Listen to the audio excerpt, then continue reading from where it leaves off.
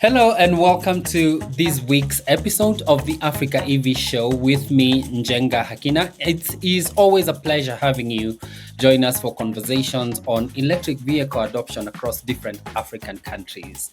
This week, in Ethiopia's capital, Addis Ababa, there are increasingly more Chinese electric brands, not only for personal cars, but also for ride-hailing and also mass movement of people and transportation of goods.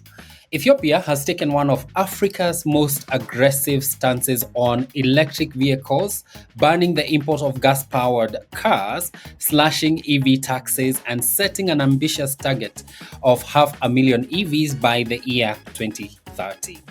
And at the center of this transformation, Chinese automakers, local assembly plants, and a growing charging infrastructure network. But the transition hasn't been smooth for everyone. There are high upfront costs, there are spare parts shortages, and resale uncertainties have left some buyers hesitant. So is Ethiopia's EV revolution on track? And who is driving it? Today, we explore how Chinese EV imports and investment in local assembly are reshaping Ethiopia's auto industry. And we are going to explore how Chinese EV imports and investment are changing this country for people and for the infrastructure, including roads, fuel stations, electricity, and things like that.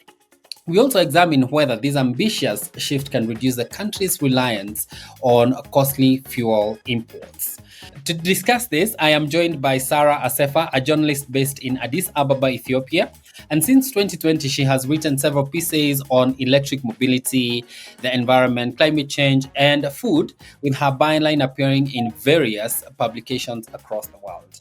When she's not writing, you'll find her in the kitchen baking or spending time with friends and family. Welcome to this show, Sarah. Thank you. Hello, Njenga. How are you doing? Thank you so much for having me today. Hi, everyone. All right, I think we'll just get into this conversation, and we are looking at Chinese EV imports and market growth in Ethiopia. And you guys have seen a surge in Chinese EV imports over the past few years. There is the policy that I've just mentioned. How is this and, the import market impacting the industry or the sector in Ethiopia? Okay, Njenga. Yeah. So, as you mentioned in your introduction, in February 2024, there was a complete ban on the importation of fossil fuel vehicles. So that definitely drove up the demand and supply of electric vehicles, and naturally, Ethiopia already had a lot of projects with China. A lot of business people in Ethiopia do travel to China to import cars into the country anyway. So, and then also China is a leading player in this sector globally as well. So I think that's what caused the fact that most of these imported cars are coming from China. So all this did not actually start in February 2024. So the ban happened in February 2024. But in November 2022, the government's first initiative to encourage people to switch to EVs was to slash the taxes drastically. So for those who don't know, Ethiopia does have one of the lowest car ownerships, even still as of today. So in 2022, before there was only incentives to switch to electric vehicles, according to studies, there was less than 1 in 1,000 people only owned a car. There was just 1.3 million cars in the streets, and by November 2022, we were well above 100 million people. So, and more than half of these cars were service cars. I mean, buses, taxis and stuff, Taxi. Yeah, not privately owned cars. So there was two things to tackle. First of all, there was to encourage the adoption of newer cars, more environmentally friendly cars and stuff. Even before the whole EV encouragement, the government also put higher taxes on cars that are more than 2 years older than the current time. But then, yeah, so once there was the tax slashing in EV. So basically, an electric vehicle would just be have like 15% custom duties, like to pay, Why, whereas like a fuel car could be anywhere from like 100% of the car price to like 300%, depending on the engine size. Yeah. So basically, like a car that like you wouldn't even like look twice at, in another country. Like over here, it's like sold for millions. And also because there was a shortage, like, the car was basically considered a very valuable asset because it holds its price. If anything, it actually increases in price. The older the car gets, the more expensive it keeps on getting because it holds on to the price and fights the devaluation of the Ethiopian birr. But yeah, like once these incentives happen, like it changed everything. It completely changed the whole like vehicle scene. So the population was skeptic in the beginning. Adoption was not like EV adoption was not as fast, like even after all of these incentives, because of a couple of reasons. So first of all, people they're scared to try something new, like naturally. And they like there was like a lot of concerns about like where are we going to charge it, what about spare parts. Nobody knew how, like, even let's say if the cars have like an 8-year guarantee, a 10-year guarantee, like there has been none of these cars haven't even existed for 8 years. So like there was also like skepticism on like how good these cars are. Didn't hold their value, of course, because nobody knew like what the resale value is going to be like, because it was still new. And there was even like words of like like people like, just like the battery going bad or something like that. Like, people didn't even know like how to gauge things. And then, but still, there was more and more and more adoption happening. And then, yeah, the main thing that drove the market growth, except for like the ban on electric vehicle, was the increase of fuel prices. So, Nice. Wow, because we are seeing this is a street on one of the streets. Is it one of the streets or avenues in Addis Ababa? And you can tell that like the car behind is a yeah, Volkswagen, and most likely an it is. It's the electric. ID4. Yeah. Yeah, and then you can see the trucks, and then the others are ahead there. You can tell they are petrol. But then you were mentioning about the petrol price increasing, so people have to be forced to shift because of the price increases in Yes, yes. fuel. So basically, I think it was around 2021. Like the government did announce the fact that like they were going to reduce the subsidies in on fuel. So first of all, the whole reason that this ban happened was also to save like foreign currency that they spent on fuel, which was like around like 7.5 billion a year, and half of that went into gas stations and stuff. So yeah, so like that was the main incentive. So prices just kept on increasing. So for reference, in January 2023, gasoline was $0.4 per liter. And as of January 2025, it has already hit the zero point 0.8 per liter mark. Yeah, we're heading to like, basically like $1 per liter. It's like, it's crazy. Yeah, yeah. So that's And I think that it's a big because that's 100% increase on year, fuel and it's gonna keep prices. on increasing. Now it's like monthly increments. Since I released my article with you, by the way, it has already increased as of last week. So it just it turned from it's turned from like 0.6 something to like 0.7 liter now. Yeah. Wow.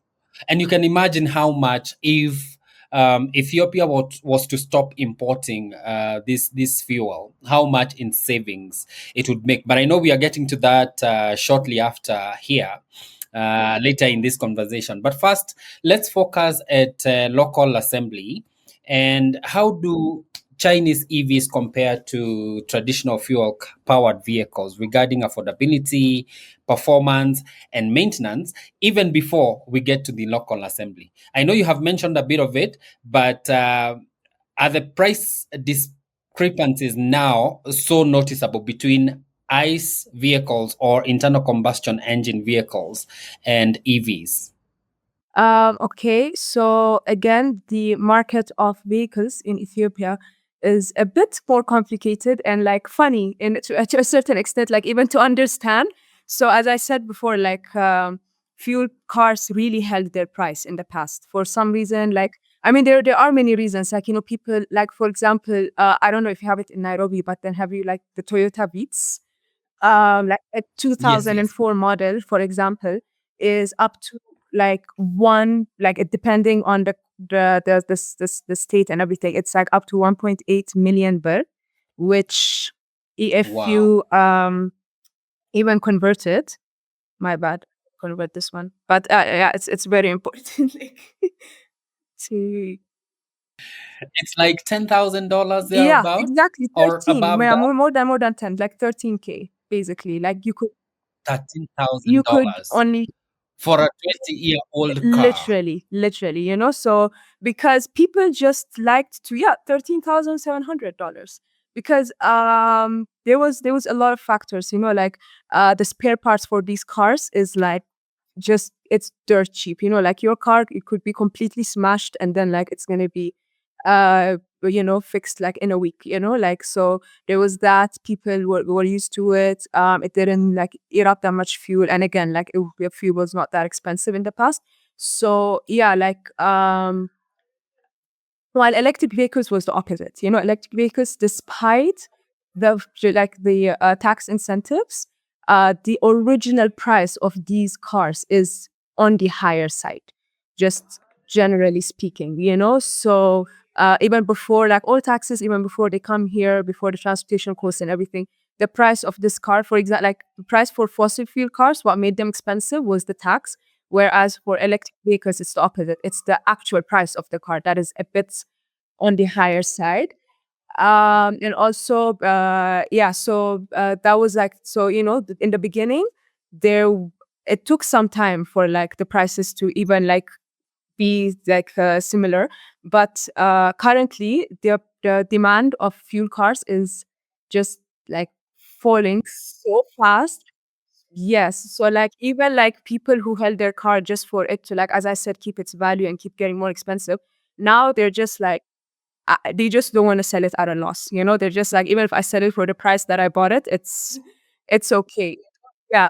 So and then whereas the electric vehicles the opposite. So when they first started coming here and being introduced to the market and everything, there wasn't many of them. And at the same time also like the private importers and public importers were selling them at a more affordable price. And now because demand is increasing as well, by the way, even the price of these electric vehicles is like the markup is just like even getting higher.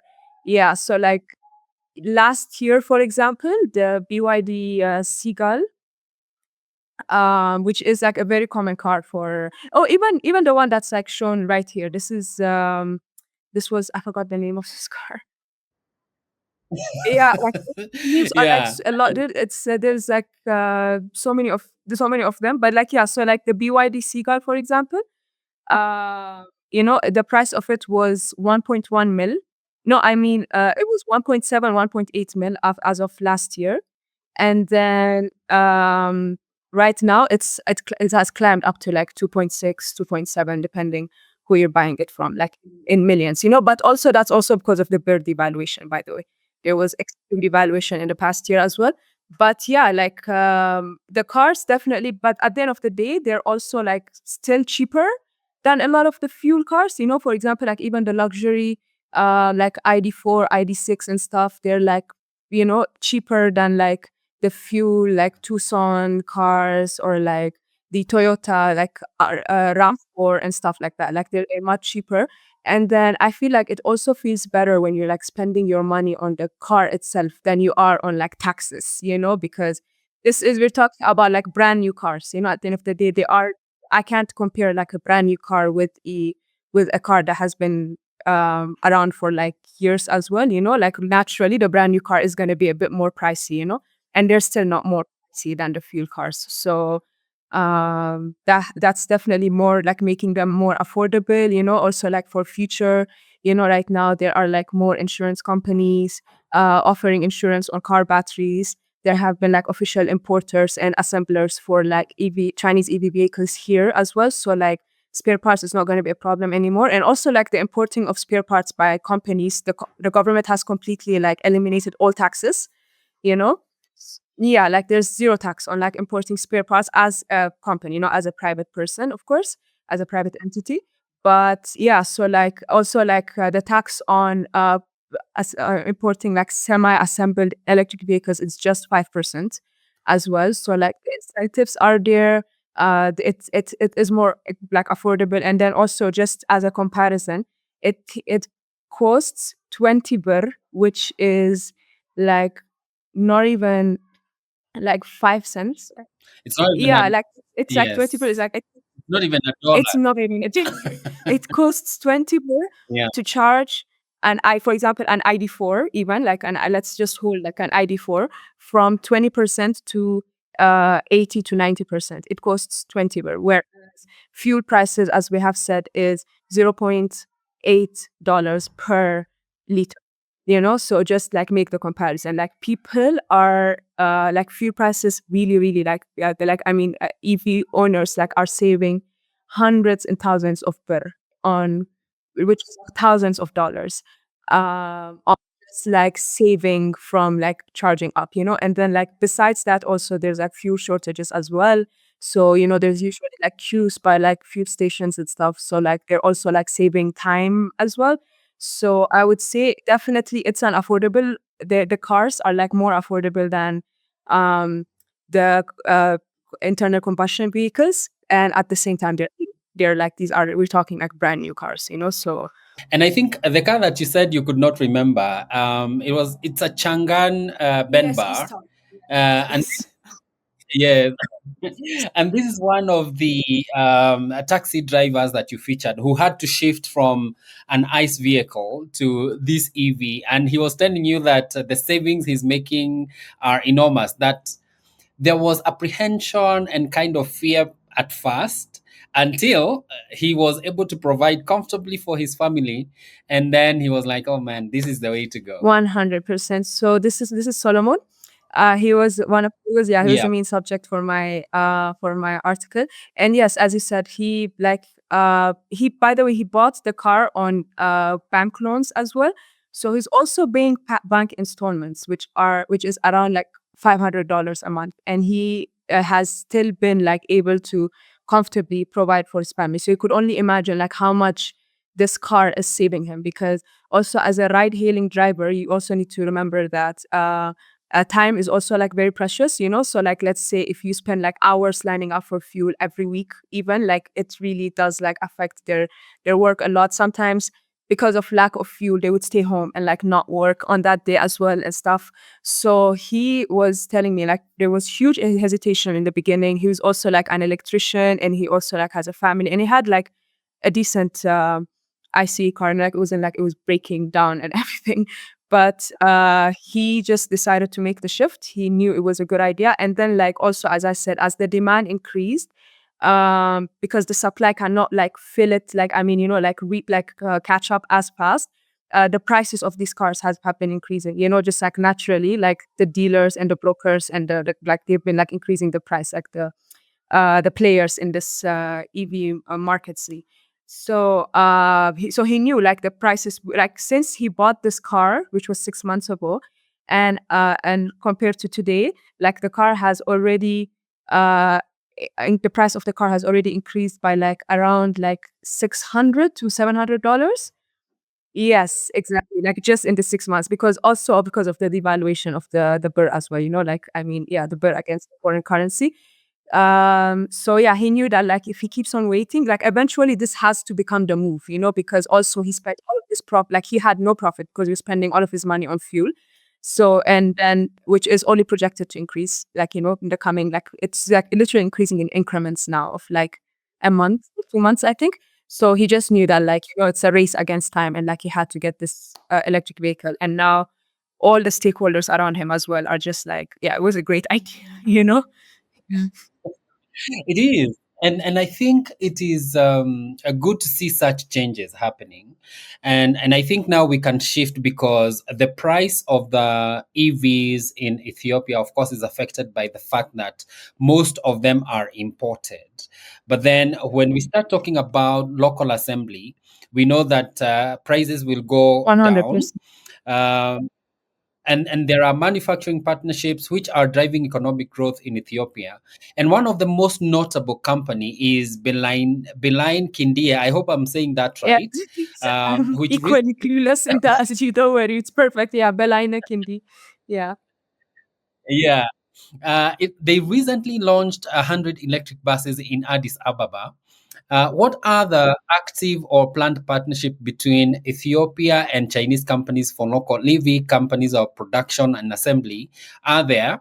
And what are the challenges and the opportunities that are existing in this space as we speak? Okay, so yes, as you said, Belaina Kindi is one of the biggest players in the electric vehicle like assembly scene. So first we're gonna start. I'm gonna start with like who else is in this field as well. So Tamrin Motors also did start like a similar partnership with Jack Motors, like the Jack cars. And so in the beginning, like last year, I think it was like sometime around last year, they just started like importing cars from China directly. And then right now they are going, yes, like, so they have like 5 different models in there, starting from like very small compact cars to like bigger SUV cars and even trucks, I believe. But now they're also like going to get into assembling these vehicles and they're like even Marathon Motors is thinking the same thing. Like Marathon Motors was who's like they the ones that started like the whole like car assembling thing This whole years shift, ago. Yeah, yeah, yeah. yeah. Like even like the whole like encouraging the basically starting like the whole electric vehicle like initiative here. But they had to cut operations because of lack of foreign currency. But then now also there are words that they will be coming back to the game as well, and this time with I'm not sure though what the company was. It was either Hyundai, which is not Chinese, or like it was with a Chinese company. I'm not sure of that. But yeah, so the main challenge is availability of foreign currency because at the end of the day, labor here is like labor is low cost. Um, like all that has to happen is like train the workers. I mean, train like employee like the labor here to like produce. I mean, assemble the cars or like even semi-assembled cars come here. But then at the end of the day, like in order to scale up, it's definitely like a venture that requires like a lot of capital and it has to be foreign currency because yeah, so because like everything is coming from China. But I'm definitely keeping an eye on the on this venture because like it's very interesting and it's growing so fast. For example, like when we published the article, Belaina Kindi did not have like these 100 buses just released into the streets, but they do now. And every time, even Tamrin Motors, it was like as I was like working on like my research for this article that I found out that they are going to also get into assembling cars here. So definitely the whole goal of all that is to make these electric vehicles even cheaper, even more accessible to the public, make spare parts available. And then naturally also if like assembling is started here, like so will like training like electricians, to like basically fix the cars and stuff, because that's also like a problem we'll be discussing in a bit. But yeah, so the benefits that will come from it is a lot, but then again, like there are definitely challenges when like in the initiation of these kind of projects. Nice. And I think we will continue with that because I know that there are some Chinese companies that are operating in Ethiopia. Um, which are these brands that are in Ethiopia?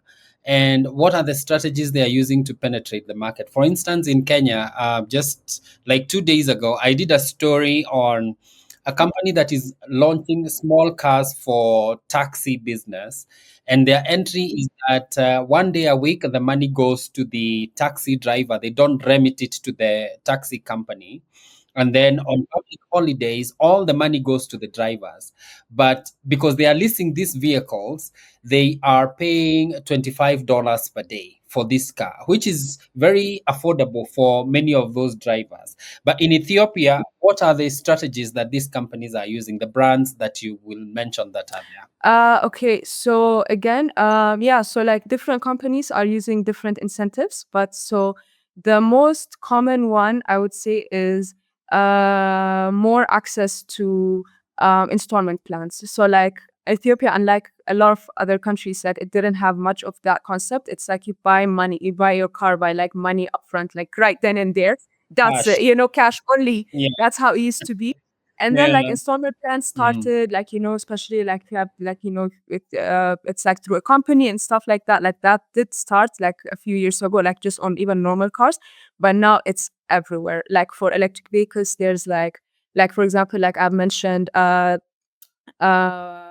Green Tech Africa has these discount these installment plans. Like they have like they're one of like the official importers of like Chinese vehicles. So like yeah, they have like 5 vehicles under their company, and they have like these plans. Moenco very recently also became the first official, like they officially like collaborated with BYD and like opened a BYD showroom here as well, which yeah, so like Moico is one of the biggest like car importers here. Like they're one of the official importers for Toyota cars, and then now they have also partnered up with BYD. So even they're like offering like not just like installment plans, but also like warranties, because like this one is an official partner of BYD. So um there was, I forgot the year, like it was like yeah, somewhere between, yeah, so it's Mm. like more than 5 years definitely.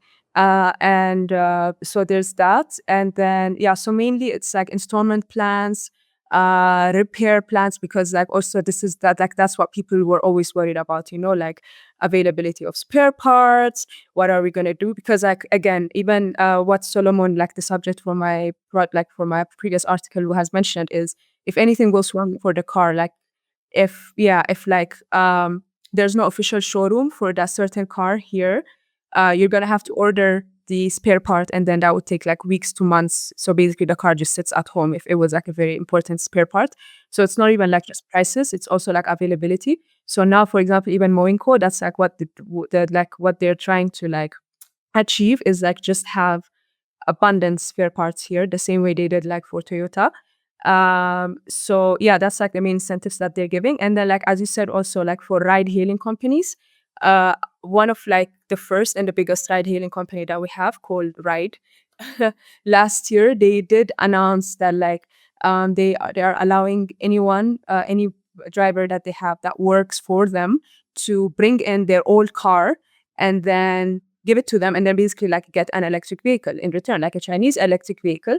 So depending on like the old car's condition, of course, like it's gonna depend, like the value of that car. Like it's so that depending on that, they'll be paying the rest of the money in installments. So that was like a huge incentive, definitely.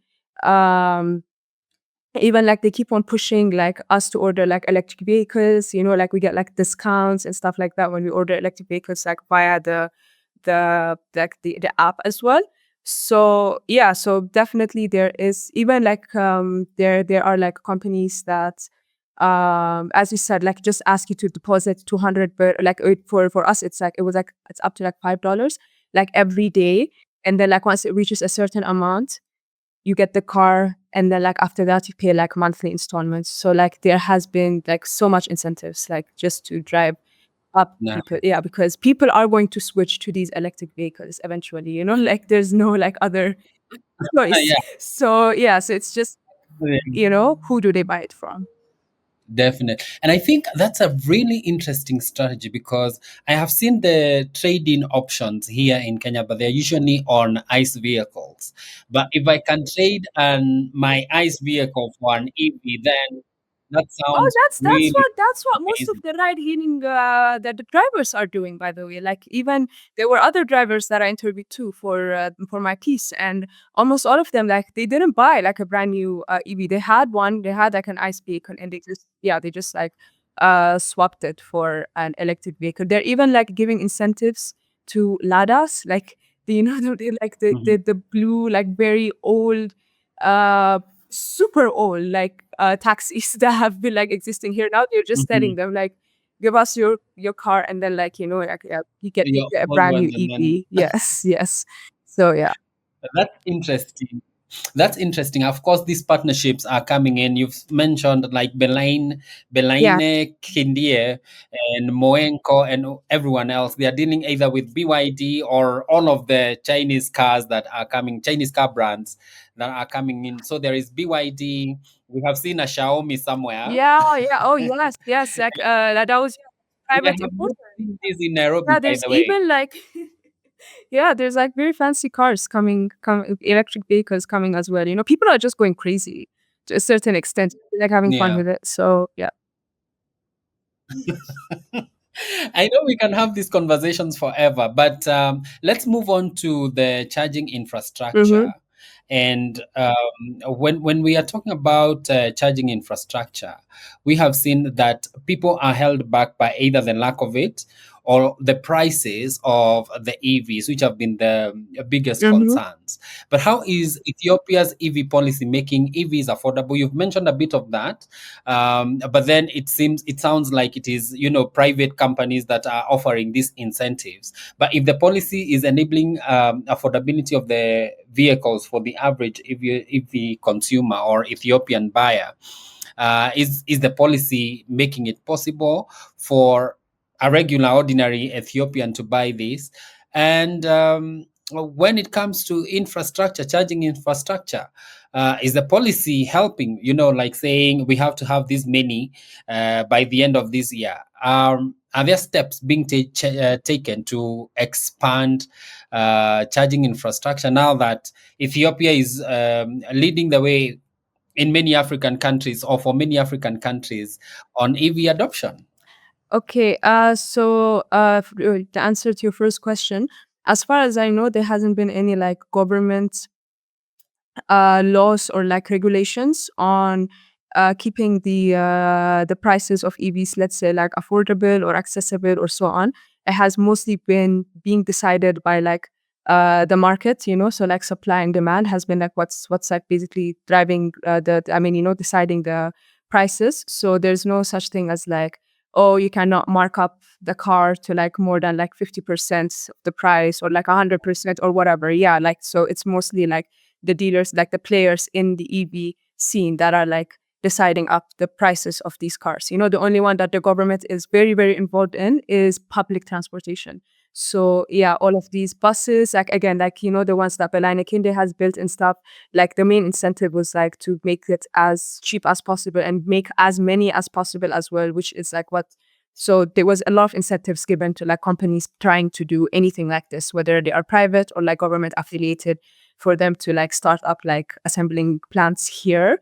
But otherwise, for like private use, for like a normal private consumer and stuff, it has been like just the markets deciding the prices of these cars. So like there definitely is a markup, like even like when you look at any of like the prices of like even just the most common cars here and stuff, like when you look at like up online, and then like when you see it like how much it is here, like even excluding like the transportation and the 15% taxes and everything, they're a bit more still like expensive, and still getting more expensive because the supply and demand is there. But besides that, yeah, so that's about it.